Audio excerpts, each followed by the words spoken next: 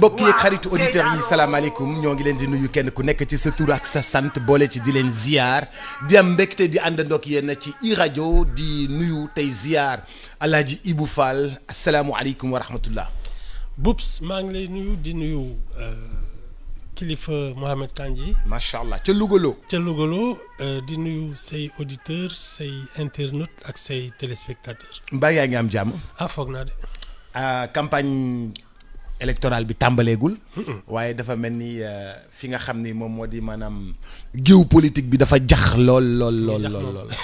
dafa jax lool. dañ koy tàmbaleeg Thierno Alassane Sall ak Karim Wade.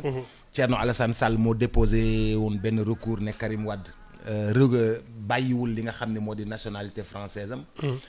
Karim Wade daal di génne këyit daté le 17 janvier. ne moom wane ni renoncé na. ci nationalité am. waaye kay liñ ci jaaxal mooy moom 2019 dafa defoon déclaration sur l'honneur. ne moom daal du français. waaw mais même parce que su dee ils ont déposé leur dossier quand le 26 décembre. donc boobu fekkagul kayitam génn. kayitu ba le 26 décembre bu muy déposé kayitam boobu français la. waaw. le 17 janvier la nekkatul français. waaw ci li ñu gis. waaw non mais de toute façon c'est au conseil constitutionnel d'arbitrer ça moom lañ fi teg mais ku mel ni Thierno Alassane Sall bon je pense qu'il a usé de son droit et même de son devoir de citoyen parce que soo jàppee ne ku am double nationalité mënul yor dëkk bi nga yëg ko ton devoir c'est de le signaler c'est tout noonu la de. léegi nag conseil constitutionnel moo ñuy expliquer moo koy àtte wala du loolu. mais conseil constitutionnel dinañu expliquer déclaration sur l'honneur bi woon 2019 ak. est-ce que jar na ko ak jotum kayit gii nii. non est-ce que jar na ko moom kay su dee s'il considère que quand il a constitué son dossier la nationalité il n'avait pas renoncé à la nationalité française loolu dinañ ko ça va être arbitré loolu moom. conseil constitutionnel daal moo ci wax lu dul dañ. et le Thierno Alassane il a eu raison au plan au moins du devoir de citoyen de signaler ça maintenant xam naa ne waa PDS moom duñ ko woteel. waa PDS duñ ko woteel moom. am na ñaar ñu woteel duñ du woteel am na koo ma waxoon démb de. bërki démb. en tout cas daal Thierno Alassane moom duñ ko woteel. ci li ma foog. comme moo leen wili pande. moo leen wili pande de. duñ ko woteel moom. non de toute façon on va voir la suite qu'on va donner à cette affaire. loolu daal conseil bi la ñuy dégg ba. ben comme ni ñu koy waxee rek comme géew bi daa jax. ki nga xam ni moom moo di Ousmane Sonko nee na ñi nga xam ne ñoo bind lettre bi laal ki nga xam ni mooy président Macky Sall moom lettre bi bu ko ci kenn boole. bu ko deret bi laal daal bu ko moom yii ngeen di def nii te yëgalu leen ko. bu ko ci kenn boole. mais y a son représentant là bu ne moom signé na kii bi pétition bi Moustapha Sarr xaw ma nu mu tudd. il paraît que nee na fekk na réunion beeg yooyu gis naa ko ci benn article. de toute manière l'affaire Ousmane Sonko pour man bokkutul affaire élection son dossier n'est même pas au truc léegi kay ñeneen ñi ñooy guddal jël. son dossier n'est même pas. il a été rejeté par le conseil constitutionnel. il n'est pas parmi les 21. mukk non waaw mais professeur Ngouda Mboup waxul loolu de. Ngouda Mboup jàngam jaaxal professeur de droit nee na Ousmane Sonko est candidat et il participera à la présidentielle. su ko neexee. il est professeur de droit. waaw xëy na pour 2029 lay wax wala beneen mais du bi de bii on a rejeté son dossier parce qu'il était incomplet moom ci boppam nee na bu ko kenn dugal ci affaire recalé waaw wax ci kay jeex na et y a benn bokk yaakaar qui attaque Bassirou Diomaye Faye ak Cheikh Tidiane Dièye nee nañu comme dañu dissoudre Pastef ñoom mënatuñu mënuñu bokk ci benn élection. Parce que c'est pas des candidatures individuelles, c'est des Non, non, candidatures... non, non. Foog naa dès qu'on a dissous un parti dont tu étais membre wala kii ak yooyu mënatoo dem élection. Et c'est ça que c'est le recours de Benno Bokk Yaakaar Amadou Ba. Ah wax na daal. Mais machine bi mi commencé. Non, non, non, mais c'est la compétition. Personne, y a Kenn du pas. am cadeau. Non, pourquoi? Pourquoi? Moi, je pense qu'il y a, oui, c'est le tri doit se faire de manière très très sévère. Hein. Boups présidentielle la ay enquête de moralité ak yooyu yëpp dañ ko ci roon boole bu yàgg. Enquête de moralité. Ah oui, toi aussi, tu peux pas donner les rênes d'un pays à quelqu'un dont la moralité est douteuse. Man loolu moom non, c'est que dañ ko jël à la légère. C'est pour ça qu'il y a eu 200 personnes yu présenté seen dossier mu leer la ne 180 yi. amuñu fi place. Voilà déjà loolu rek tooñ la wóor na ne yow mii munoo dem mais jéem nga. Ils ont brouillé le discours, ils ont brouillé la scène publique taluñu dara ndax est-ce que kii war na bokk wala warul bokk alors que ça vraiment ça doit être élémentaire ñi mantle ñooy jàll ku ci ne soo tëddee di nga xam ne yow mii mënoo dem wala mën nga dem c'est pas la peine d'encombrer la scène publique te ñii dañu bëgg daal bokk par force ñii on les a recalés ñu ne ñoom il faut ñu bokk mais attends non c'est pas sérieux quoi. mais Ibou yow yaa ma jàngal ne il faut se battre jusqu'au bout. Non. yaa ma jàngal ne il faut se battre. Oui, jusqu'au bout. Oui, mais pour les bonnes causes. Mais ñoom pour ñu bokk bonne cause la pour ñoom. Boups, il y en a qui n'ont même pas été fichus d'être maire d'une commune. Maire d'une commune laa la wax de mënoo ko nekk et tu veux être président de la République. Eh non. Mais Ibou on peut sauter l'étape de maire. mën nga sauter. non mën nga sauter état bu maire ñëw nekk président. Non il faut au moins. Mais Ablaye Wade n'a jamais été maire. Mais Ablaye Wade que je sache. Non Ablaye Wade. Moom depuis 1983 ou 84. Un sondage. Le journal Liberté là. Liberté. Qui a été publié à l'époque qui était le directeur de publication Abdou Salam Kane Azak Abdou Salam Kane. C'est la première fois qu'on avait fait un sondage politique. C'était un an juste après les élections de 83 et Wade avait été laminé. Enfin laminé non parce que il était toujours dans les 18 à 20% moom. Le sondage est sorti qui montrait que Wade était majoritaire à Dakar. C'est que la mairie de Dakar est un instrument qu'on ne peut pas donner à son adversaire. Xam nga boobu dañuy bourrer ay urnes. Amul identification, amul isoloir, amul dara. Ils bourraient les urnes pour ne pas admettre que Wade pouvait gagner à Dakar. Mais Wade était majoritaire à Dakar depuis 83. Non. Moom il a quand même toujours, chaque fois qu'il est allé aux élections, il a eu au moins un groupe parlementaire. Depuis 78.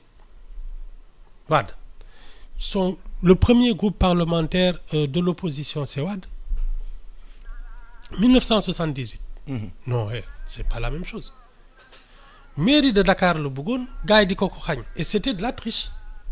Et tout le monde savait que c'était du bourrage des urnes. D'ailleurs looloo tax ñu tere sondage politique yi à l'époque journal booboo tax. keroog la ñu tere sondage politique. waaw à cause de ça. ñu journal boobu foog naa fa la yem sax. parce que ñoom Diouf ak yooyu.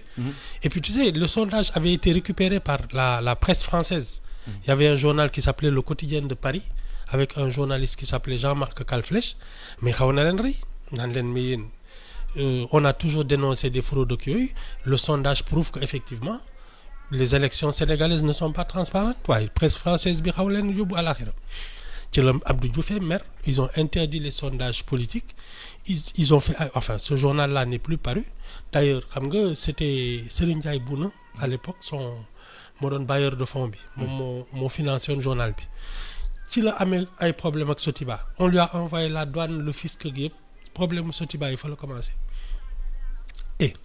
nga naan ma waa Sotiba Simpafric du caaxaan c'est ça. On a envoyé la douane les impôts toutes sortes ay auditeurs ak lu ne ñu dugg ko ci la commencé am problème ba léegi affaire boobu la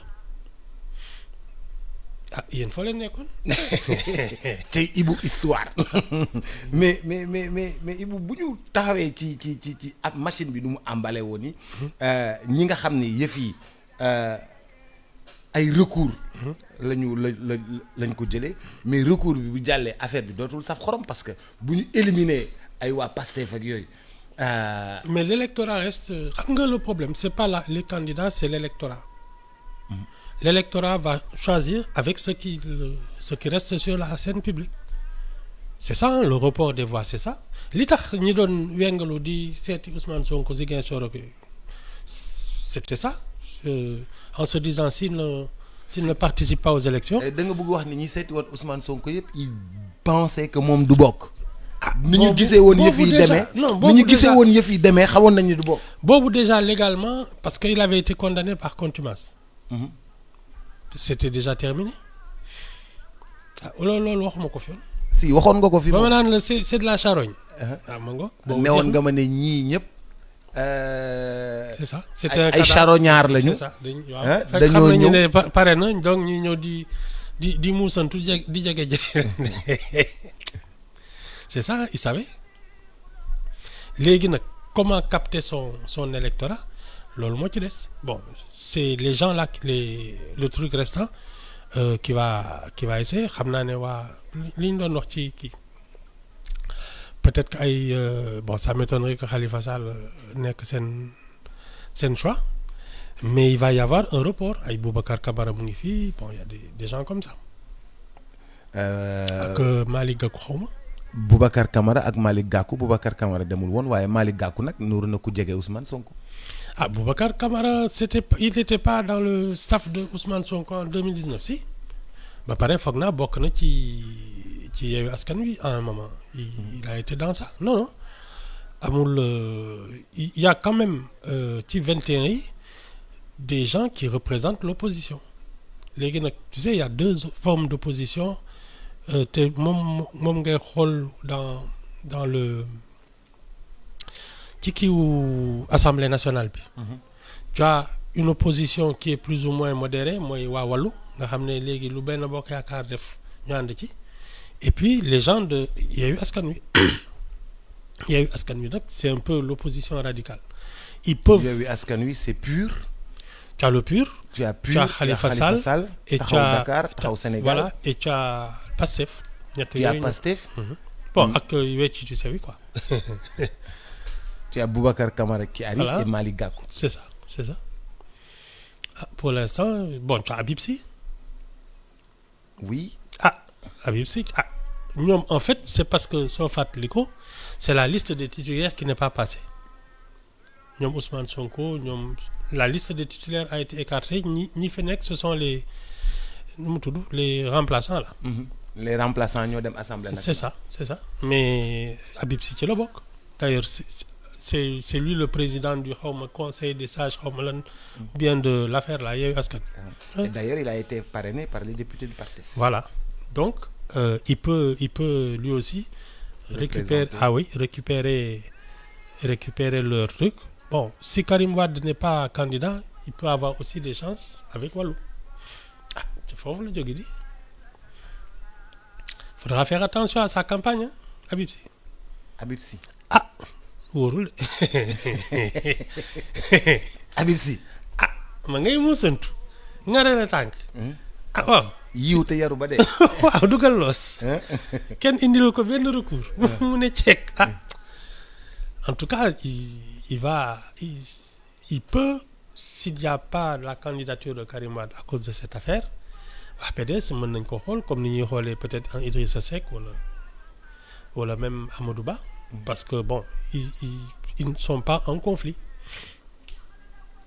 xaw ma nag bon maa ngi gis kii Karim Wade di accuser Amadou Ba d'avoir actionné Thierno Alassane Sall Cour ñaa ngi dem daal ñu ne mu ne spécialiste du coup bas la maanaam daal lépp lu muy def ci suuf la. ah waaw yooyu la wax en tout cas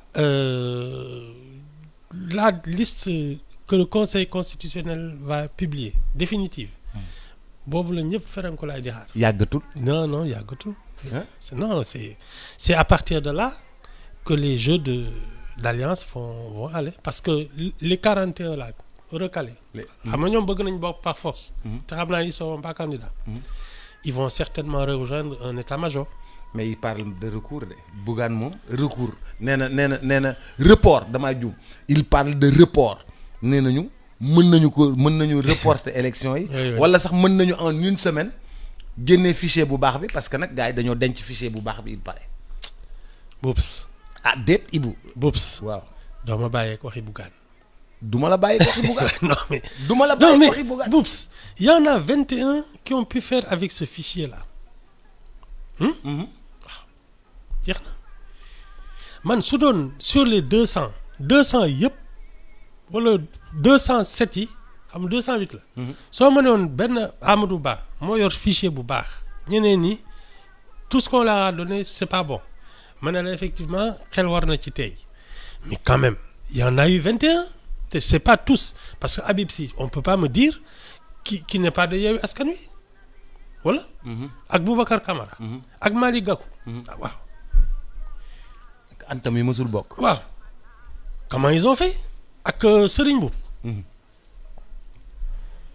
non ça c'est des histoires le travail de fourmi qui devait être fait c'est ça qu'ils n'ont pas fait c'est pas autre chose je le dis et je le répète Boups, quand il y a un problème et que tu te poses les mauvaises questions au lieu de prendre tes responsabilités en disant je fais mon bilan mon autocritique donc man fan laa fayiré ba affaire bi romb ma gis nga loolu tant que laajoo ko sa bopp tu iras 20 fois aux élections doo dem yow da nga war a laaj sa bopp lan moo la dal lan moo ma dal c'est ça lan moo tax ma war a def lii te defuma ko c'est ça lan moo tax de 2019 ñu téye ma jàlluma 2024 ñu téye ma encore jàlluma encore c'est ça si tu te poses pas les bonnes questions tu iras en 2029 en 2035 ak 2000 ce que tu veux doo dem fenn xoolal cobaan di ma ñaawal naa noonu Boups bàyyi ñu ko wax Bougane yow kat dag ñu bëgg a jaaxal yow daal Bougane sa Bougane la daal mais yow xam nga di Bougane sama Bougane la waaw moo tax yaa ngi jéem loolu mën yaa ngi sot moom Bougane waroon naa bokk nag dégg naa kii dompat ci sot la bokk yow xosi yaa ngi dompat mais xam nga mais ñun ñii nii ñun ñun booy yi dañoo war a bàyyi ñu bokk lan moo tax bugg leen ñun ñu bokk mais Boups la présidentielle est une affaire sérieuse mais la da nga bëgg wax ne ñun sérieux wuñu non fii dama lay wax ci candidat yëpp candidat yi ngay gis fii yëpp kenn amu fi 200 employés comme Bougane mais ça n'a rien à voir non ça a quelque chose à voir je pense que Sedima war na ëpp 200 employés Sedima ëpp la 200 employés Serigne Mboup CCBM waaw mais ñooñu ay acteurs économiques yooyu dañoo amal njëriñ réew mi leen daal mën naa la ko mais Boups waaw Boups la politique est une affaire extrêmement sérieuse et je considère que c'est pas n'importe qui c'est pas parce que tu as de l'argent que tu dois faire de la politique ou bien que tu es célèbre c'est une question aussi de compétence parce que excuse-moi gérer la cité c'est-à-dire prendre des décisions qui portent sur la santé publique sur la sécurité publique sur la sûreté nationale l'intégrité du territoire l'économie l'autosuffisance alimentaire mais Boups on ne se réveille pas comme ça ne lii mën naa ko gérer c'est très sérieux et non mooy loolu nga ma doon wax la gravité de la fonction présidentielle c'est une fonction extrêmement grave chaque fois que tu te trompes Boups ay bakkanay rot boo waree jël xaalis def ko ci hôpital jël xaalis def ko ci tali nit ñi dee sa responsabilité la je te dis chaque fois que tu prends une mauvaise décision ay bakkan ñooy daanu boo waree jël xaalis def ko ci ndox defoo ko ci ndox cheptel bi dee oui nit ñi xiif nit ñi xiif oui sa responsabilité. Oui. Boub, c'est pas des fonctions avec lesquelles on doit s'amuser. C'est extrêmement grave. Mais tu prends un plaisanteur. Li tax, par exemple, l'affaire Thierno Alassane Sall, pour moi, c'est important. Mais effectivement, à qui on doit confier un pays? Est-ce que tu vas confier le pays à quelqu'un qui peut le vendre à l'étranger? Parce que ci ñoom la bokk. Par exemple. Voilà. Boub, c'est du ay affaire u caaxaan. Comment? Comment? Non. Man, quand je vois des farfelus s'agiter pour dire oui, ñun dañu war a bokk par force, mais ñoom dañu mel ni ils croient que la présidentielle c'est le bal du 31 décembre quoi. Yow cotisé woon ne da ngay bourler. Mais attends. Non, c'est pas un bal. C'est une affaire extrêmement sérieuse. Nit ñi et je dis il faut réformer les institutions de telle sorte que n'importe qui n'osera plus se présenter à une présidentielle. maanaam daal yëpp yi dañ ko dafa war a dëgër. dafa war a metti. Oui, même les cautions oui. L'activité politique ça. est une affaire grave. C'est pas n'importe qui doit y aller. waxuma la nag leneen mais activité politique. rek jiite nit ñi mën leen dajale jëfloo leen ay yëf. C'est pas n'importe qui peut le faire. Guédiawaye dañoo juum ci benn virement. Détoy. benn virement. benn virement bu ñu juum jox ko beneen entrepreneur te waroon ko jox beneen entrepreneur. waaw suñu koñ. waaw yéen seen mairie. waaw waaw gisagu leen dara yéen dem leen rek. gisagu leen dara. dañoo juum ci benn virement wu 79 millions. yéen kay waxuma la ci benn virement waaye ci élection yi ngeen juum dem leen rek. dañoo juum police jàpp na waaja neen du joxe xaalis bi. waa ji nee na def na ay travaux pour mairie bi. oui te xaalis bi beneen keneen lañ ko waroon jox. dëgg la gisagu leen dara sax Guédiawaye kay xamul. yow da nga ñoo contre rek yow Guédiawaye yow ñun ngay bañ a dégg. non te yàlla xam na ni mairie zone B rien gëppalewu leen ñu dara. waaw boobu waaye daal ñun daal kenn du ñu dégg ci coow. zone B kenn du leen dégg ci coow. suñu mairie bi nii. dañu dégg ci coow de mais yéen jàppal indil ay Guédiawaye.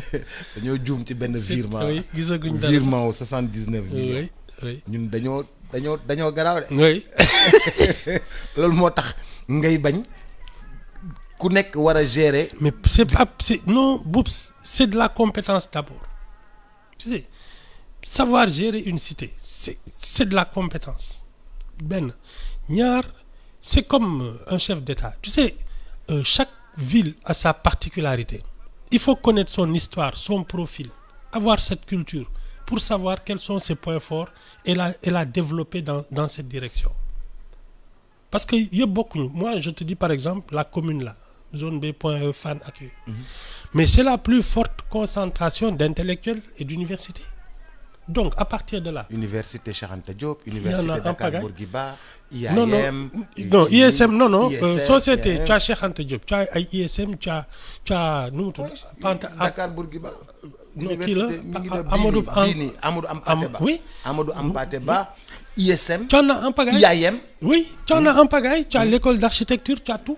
Alors, la plus forte concentration d'intellectuels. Et puis, tu as d'anciens chefs d'État qui résident ici. Ay premier ministre. Wade fii la dëkk. Wade c'est une des. Oui. Senghor fii la dëkkoon. Quand tu as une ville comme ça, tu dois comprendre que.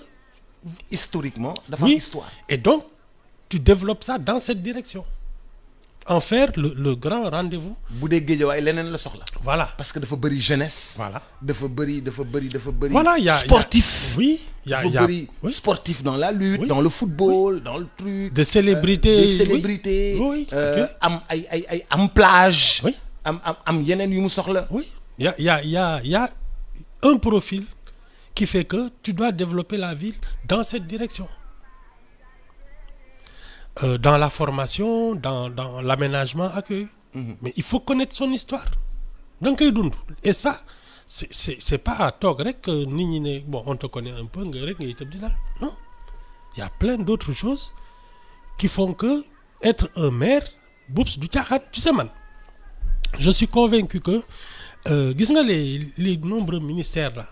yooyu yëpp gis nga s'il y avait de vrais maires avec des prérogatives. Et des moyens de travailler, il y a beaucoup de ministères qui seraient inutiles. Bon, ils sont déjà inutiles, mais les fonctions du maire devraient remplacer beaucoup de ministères. Pour te dire à quel point, parce que tu es pratiquement un chef de gouvernement. Tu as un conseil municipal. Ah oui, tu as un conseil municipal, tu as des adjoints qui s'occupent de plein de choses, la santé, l'école, l'accueil, l'aménagement. Et on doit aller plus loin. Il y a une vraie économie. Créer des investissements, des infrastructures, accueil, booster l'économie, voilà. Ça, c'est un maire qui fait ça. Ba pare maire yi dafa am maire yu am revenu yu bëree bëri. Je te dis, Dakar, 50 milliards par an de budget. budul budget bi sax li ñuy collecté ci marché yi li ñuy collecté ci kii ils ont beaucoup d'impôts. Et je reste convaincu qu'on n'a pas assez exploré son potentiel. Mooy li ma la wax par exemple ay Médina yi. Boubs ça devrait être une vraie nouvelle ville avec les habitants de la Médina. jàpp ci ba nga xam ne ñoom ñëpp ils sont propriétaires mais ils doivent avoir un vrai patrimoine remis en valeur. On est loin du compte. Regarde par exemple ce que les maires peuvent faire avec l'économie du sport. Imagine un peu que les communes s'associent avec les clubs traditionnels. Ñu créer de vrais stades pour des clubs. nga xam ne c'est mais regarde un peu cette économie. ñëppay am xaalis. mais je club bi day am xaalis maire bi day am xaalis. ñëppay oui. supporters yi dañuy am xaalis. je te dis ñiy jaay dañuy am xaalis. je te dis ñiy def marketing dañuy am possibilité. de grands stades avec de grands clubs. Rien que le club peut employer des centaines de jeunes. Oui, chaque week-end bu club bi football. Et puis bu ñu paree ñu loué ko pour concert.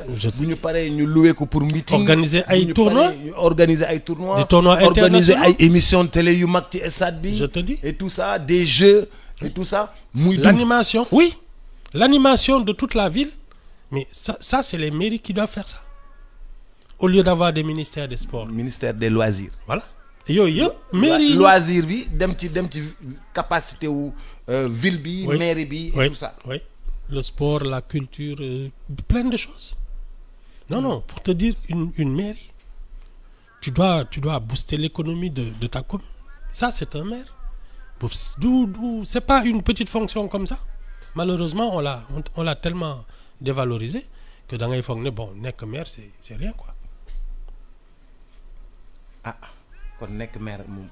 Et mais un exemple de réussite dans une mairie ñu xool ñu ne kii def na fi li bon peut-être. il paraît qu'il y a le gars là de Sandiara. Serigne Diop. waaw il paraît qu'il a créé des zones économiques il fait plein de choses dans ça. Bon j'ai pas vu mais dama am ñu ma ci doon waxtaanal ak yooyu qui m'ont expliqué qu'il fait de bonnes choses. Le maire de Sandiara Serigne Diop à peu près. Il paraît qu'il y a aussi un ou autre bien Mamadou Diop dans le temps nag. Bon Dakar moom. il avait aménagé. Il a fait tu sais, Dakar, l'esplanade de Niary Tally. Dakar ça roule tout seul. Dakar ça roule tout seul. Oui, Dakar ça roule tout seul. C'est que même si le maire ne fait rien, on est obligé, l'État est obligé d'aménager parce que c'est la capitale. Mais il paraît qu'il y en a un autre là qui est à Moïméké. Il paraît que le gars c'est un ancien de la Banque africaine de développement xaw ma nu mu tuddati fàtte naa tur bi ay foog naa Wade la sant. Il paraît qu'il fait aussi il initie plein de trucs foog naa même affaire kii solaire yooyu. énergie centrale énergie solaire centrale solaire. Il paraît que ils ont aménagé des choses comme ça. Non il y a des maires qui se battent. qui comprennent leur fonction. Oui. C'est pas des petites fonctions nii. mais ñun sénégalais yi ñun maire dañoo bëgg du dem maire bi jox ñu ñun. monsieur le maire ay aide sociale ñun aide sociale la ñu xam ci maire yi. c'est pas bon. C'est pas bon. ñun maire yi lu ñu ci xam. C'est ça. Enveloppe yi wadd na. Voilà. Nu mu tuddati Pâques. Voilà. Nu mu tuddati eddu Pâques eddu Tabaski. waaw eddu Korité Ramadan ñun maire yi. ak arbre de Noël. ak arbre de Noël visibilité boobu lañu jox dans la ci maire yi. C'est très très loin de ce que un maire doit pouvoir faire pour sa ville. Oups. En plus, tu sais, la classe politique, justement, à qui que l'on case en créant, pour moi, ce sont des emplois fictifs. Ay ministères yoo xam ne kenn doyoo ko dara. Ay conseil d'administration ay yoo xam ne. C'est parce que on casse sa clientèle politique. Mais Boubs, c'est là que l'engagement politique doit s'exprimer. C'est-à-dire, tu veux faire de la politique, va chercher au moins une mairie. Nga xam ne foofu non seulement tu es élu, mais tu as un challenge de développement. Mais on te nomme comme ça ministre yooyu si tu su la neexee tu ne fiches rien ngay wër di politique rek mais tu as des moyens, tu as tout. Alors que non, puisque tu veux faire de la politique, fais-toi élire d'abord par ta base et ensuite développe au moins ta localité.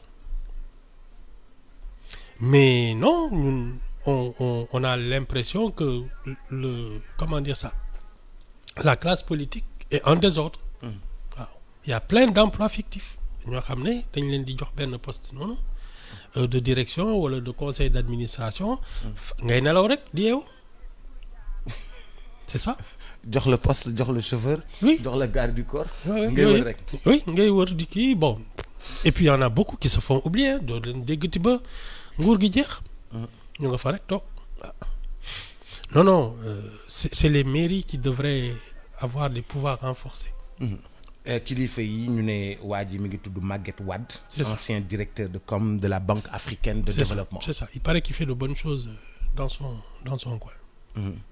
dégg naa daal ay initiative am ay affaire foog naa artisan yeeg yooyu waa Mekke. mooy daal yeeg yooyu. Il paraît qu'il fait waaw enfin ñu ngi daal non y en a et parce que ce sont des têtes ils savent de quoi il s'agit. Mais bon, malheureusement, c'est pas la grande marge.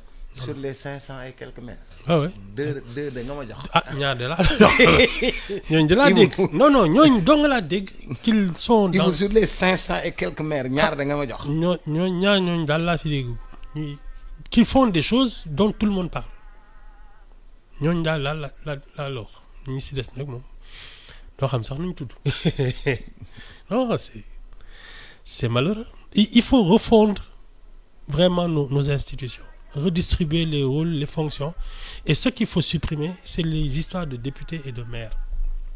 Être député et maire. Non, parce que, bon, d'abord, tu as un conseil municipal qui contrôle ton action. Mais le député, normalement, c'est lui qui surveille aussi l'exécutif. Or, le maire, c'est l'exécutif local. Tu ne peux pas être de l'exécutif et ensuite du contrôle de l'exécutif, c'est-à-dire le parlementaire. Toutes ces choses-là, il faut qu'on revoie ça. C'est pas logique, Boubs. Le maire, c'est l'exécutif. Wow. Il a même son contrôle avec son conseil municipal. Bon, il a après, maintenant, ses adjoints. Voilà. Wow. Mais en dehors de ça, pour le département, il doit y avoir quelqu'un qui contrôle l'action des maires du département. C'est le député. Mais si toi, tu es le député et tu es en même temps le maire, comment tu vas te contrôler? C'est pas logique. Non, on fait des choses sans même y réfléchir. Hein. yow daal da nga bëgg def économie d'échelle. wàññi fii mu mën a jëriñ. Rationaliser. Économie d'échelle. Oui, et puis parce que tu peux pas être au four et au moulin. Tu es maire, tu t'occupes de ta commune. Tu es député, surveille l'action des exécutifs, du gouvernement et des mairies. Y a des ministères qui doivent disparaître. Maintenant, les gens qui veulent des fonctions politiques, ils n'ont qu'à aller se faire élire. Jël benn mairie wala dem à l'Assemblée nationale nekk le député du département. Mais ministre conseiller nag. da ngay jeexal sama doole. Non mais je te dis. mais bàyyi ñu élire ñu ministre conseiller. Ce sont des emplois. yow man maa ngi wut poste ministre conseiller boobu ba tey. Ce sont des emplois fictifs. Ministre conseiller t'appelles ça emploi fictif. Oui, bien sûr. dañ ko caser quoi. Mais bien sûr, il y en a en pagaille. doo xam yow da nga gis ne ñooñu dañ leen caser ministre conseiller. Et il paraît qu'au début c'était même une fonction dans les ambassades genre conseiller d'ambassade yooyu. loolu je pense. Mais da nga jékki-jékki rek tu as vu avec Wade dañ jékki-jékki rek dégg ay ministres conseillers comme ça da ngay tu sais même pas à quoi ils servent. ah mais Wade moom tamit dafa waroon am ñu bëri ñu mu waroon caser aussi. Oui, mais tu sais, il fallait reprendre en main la gestion du pays. Et par exemple, en donnant du pouvoir aux maires, en leur donnant les moyens de travailler, hein, tu pouvais caser tous tes militants. Parce que au moins, ils feraient leur preuve en allant aux élections. Ba nit ñi fal la. Mais les gens, tu les as rendus paresseux parce qu'après, ils ne comptent que sur ton décret pour exister. mujj gi duñ tal leneen lu dul di la si booru saa yu ñu xëyee seet ndax tey sa neex nga deret am déet parce que c'est comme ça que tu survis. bu ñuy bindal la lu neex. waaw bu ñuy demee ci plateau télévision yi. waxal la lu neex. waaw koo wax ne le président de la république nee na parce que c'est sa signature moo lay dundal. alors que toi si tu vas te faire élire. toog signature am du la dundal. da nga koy faale. doo ko faale. non pour. yow nit ñee la fal que tu sois député du département. comme Barthélémy Diaz. oui doo faale kenn Barthélémy Diaz faalewul kenn. mais c'est ça parce que nit ñee ko fa teg. signature boppam la yor. voilà c'est ça c'est ça c'est ça mais. xaarul benn décret. oui je me souviens Feu Mbaye Jacques Diop. il disait balaa xam nga moom UPS la ba sa bokk mais ba Abdou Diouf di wàcc kenn mësu ko nommé fenn nee na man ñii faalewu ma leen. kenn musuma nommé fenn j'ai toujours été élu oui gars yi contre ko xeex ko di ko yónnee ay audit ak lu ne ñu dugg ci mu ne sama yoon nekku ci man dañ ma fal. ce sont les populations qui me font confiance faalewu ma leen moom après la ko Wade jox conseil économique et social. CRAS xaw mais moom du temps du PS dara xeex nañ ko ba sonn mënaluñ ko dara. on lui a parachuté ay Pathé Ndiaye ay keneen ki moo doon son adversaire ay Cora Fall ak yooyu ñoom kii y en avait un autre là un groupe de jeunes yu débarqué woon là Delco Samb Delco ñooñu xeex nañ ba sonn dara mu toog rek bu ñëw mu gagné. oui parce que savait ay Ablaye Diack kenn daf ko mënoon dara Kaolack la toog kenn mënu ci dara ay Ablaye Diaw Chimère y avait des gens fi ñuy toog la ñuy toog. du décret moo leen di. dara mukk dañ koy ñafe à la base. c'est ça am affinité ak population yi. c'est ça c'est ça dëkk ak ñoom. oui population yi. doo leen mën a dara soo fi bëggee dara ci ñoom ngay jaar. c'est ça être vraiment en politique. Ensuite maintenant une fois que tu es installé mais fais tout pour développer ta ville. loolu mooy wax ji. mais bëgg a dundee signature benn nit su la dikkalee doo nelaw mais ëpp naa def am na ci ñoo xam ne dégg naa suñu romboon président ba mu xaw a xëcc ci kanam yi du ñu tëdd te waxuñu moom man lan laa def kii daf may bëgg a dàq ñi ñaar. allo Marème tata Marème allo tata Marème. man président dama ko nuyu mu fayee ma bakkat. dina ma dàq de doo ci wax. tata Marème Faye Sall. ça c'est pas une vie. ministre buy woote Marème Faye Sall ne ko tata Marème. moo gën a wóor. monsieur le ministre nga naan tata Marème. fekk yaa ko mag fuuf. c'est pas une vie moom. non Ibou man bëgguma la. Ibou man bëgguma la. je te dis il faut vraiment refondre complètement l'architecture institutionnelle. Ça moom c'est devenu impératif. Et nettoyer la scène publique. Que les gens compétents prennent les rênes du pouvoir. Oui. Que les gens compétents prennent les rênes du pouvoir. Oui. Les gens compétents aux affaires. C'est ça. ñu mënut ñu toog. Non, ils seront obligés sax seetaan ceux qui savent travailler. Mais ça ne doit pas dépendre juste de la bonne humeur d'un président. Non? Fii de man Ibou man vraiment déposé naa pour nekk ministre conseiller mais ba léegi da ngay waaru quoi. yow suñ la defoon ministre conseiller est-ce que di nga am jotam sax. man de gars yi dañ maa soxla léegi-léegi ñu ne ma da ngay ñëw Ziguinchor tey. waaw bu subaa ñu ne ma da ngay dem Ndar. keroog ñu ne ma da ngay dem Italie. Ah, baax day na dem daal. fële day dem fële. keroog ñu ne ma da ngay dem coupe du monde. amoo jot. amoo jotu nekk ministre conseiller. ministre conseiller moom da ngay am jot. non ministre conseiller soxlawul dara da ngay toog rek. ah waaw salaire mooy ak chauffeur voilà la rek. loolu mooy am jot. parce que yow ministre conseiller boo xam ne doo gis président bi noo koy conseiller. dafa soxlawul sax say conseil laa la wax ah la preuve parce que ñi mu soxla dëgg il les nomme à des postes de décision ay ministre waaye ay ministre nga koy def ay directeur de cabinet ay yooyu mais quand on te fait ministre conseiller c'est que on te donne une sucette rek nga toog. une sucette comme un enfant. loolu la di. ngay màcc tàngal. ah ma ci tàngal yaru. yooyu sa gune yi ngaay. ñu naan monsieur le ministre conseiller day ñëw tey. oui, c'est monsieur le ministre conseiller va présider. ba pare la mode des conseillers là qui parlent ci Wade la commencé parce que du temps de Senghor wala Abdou Diouf doo dégg conseiller buy wax y avait des conseillers mais de vraies têtes mais tu ne sais même pas qui sont conseillers du président. dañuy nekk ci dëkk bi te doo xam ne conseiller la. oui oui di ngeen gis daal ñuy costume di xëy palais ak yooyu mais tu sais pas ce qu'il faut parce que un conseiller justement tu es dans l'oreille du président pas dans la rue. ñu lay jox ay dossiers nga koy étudier mais koo xam ne day wër plateau yi di wax. étudier ko def note def waaw synthèse. waaw teg waaw. dem secrétariat général ba pare du kenn du gouvernement xam joxe. kenn du xam décision bi fu mu jógee parce que c'est le président qui l'endosse mais bëgg a toog naan je suis le conseiller du président ak di wax ci mbedd mi attends. Ibou dama ñibbi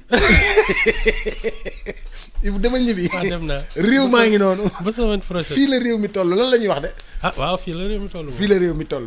maa ngi lay gërëm bu baax a baax. di leen sant di gërëm auditeurs yi bu baax a baax di leen sant Cheikh Sarr ak Fatou Waré ngi dikk léegi maa ngi leen di gërëm di leen sant à tout à l'heure